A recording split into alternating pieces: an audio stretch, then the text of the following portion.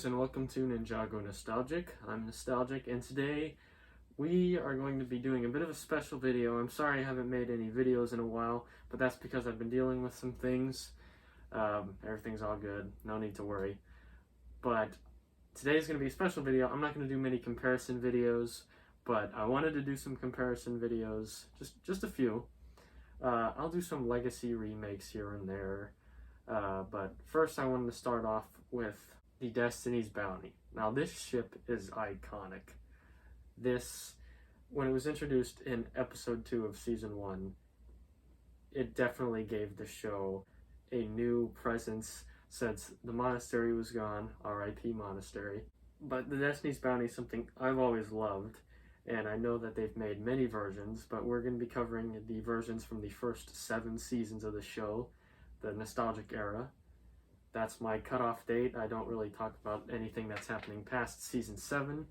I will here and there, but for right now, we're going to talk about the Destiny's Bounty from season 1, Rise of the Snakes, and Destiny's Bounty, Final Flight of the Destiny's Bounty from season 5, Possession, one of my favorite seasons. Most people have already come to a consensus on these Destiny's Bounties, and I have as well. I got this for $60, and this is 2022 we're talking about. That's pretty cheap for today's standards, but they did tell me some pieces are missing, and some pieces are missing. And don't give me that look. I know you're giving me that look. I made that look too when I find out some pieces were missing, but it's okay, because most of them are intact. Some stickers are missing too, but it's fine. We'll move on. I have to just say right off the bat, the design of this is superior to this in almost every aspect. Now, I will say that I am a loyalist when it comes to this wing design. I find this way better than I find these to be good. These are okay, they're serviceable, but I love these wings a lot better. So let's go over the designs. So this is from Rise of the Snakes, Season 1, 2012. Now, they both have similar functions. They both do something similar to this.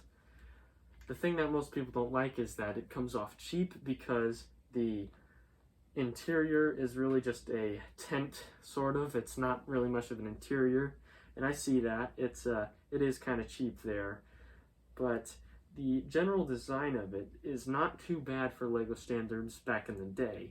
I mean, it's not amazing like what we would get later, but it's good enough, it's serviceable, and I'm glad that I have this a part of my collection because I absolutely love the nostalgic era, like the nostalgic era from pilot to season 2 of the show. And they both have similar wing functions. Now, the minifigures, I do think it has a great selection of minifigures. Both of them do. The minifigures here are definitely a lot better and definitely just more amazing than the minifigures here. Now, let's go over the side builds. The side builds we have in the original set is a snake shrine, a serpentine shrine, and it has the Hypnobrai staff. And it comes with scales, great character. They need to bring them back in future seasons, please. You hear me? Please. And in season 5, Final Flight, we have this dragon, which for the most part is complete. And I think this thing is amazing, honestly. This guy is awesome. It's not Moro's dragon, but it does a good enough job. Now, the sets are not the most accurate when it comes to the show, but they're alright, because, I mean, in Final Flight, it's supposed to be Moro confronting the ninja for the first time, even though Lloyd is in this set. I'm glad he's in this set. He only comes in 2 sets in the Possession wave, but it's good. It's alright. It's good that he's here. I like having another Lloyd minifigure, as he is my favorite. So let's go over this one, Final Flight.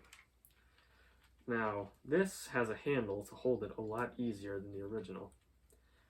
Now what you do to engage the engines is you pull this back here. Cool function, and we got blasters back here. Amazing. I love them. And we have more of an interior. It's less of a tent like in the original.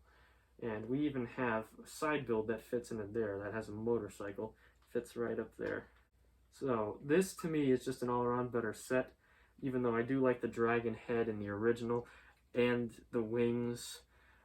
But I think the ones here are serviceable. They're alright. But Destiny's Bounty, the final flight of Destiny's Bounty, is definitely a lot superior, a lot more superior than the original.